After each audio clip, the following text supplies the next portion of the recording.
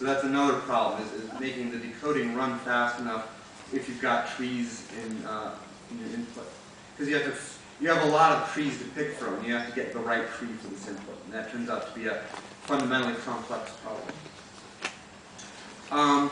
And again, some of the variations, there's a guy named Galley that I think was referenced in Andy's slides. And so one of the things he's worked on is string to tree. So the question is, do you do trees on both sides? So there's this one question of, the tree structure you build, is it a linguistic tree or just a structural tree?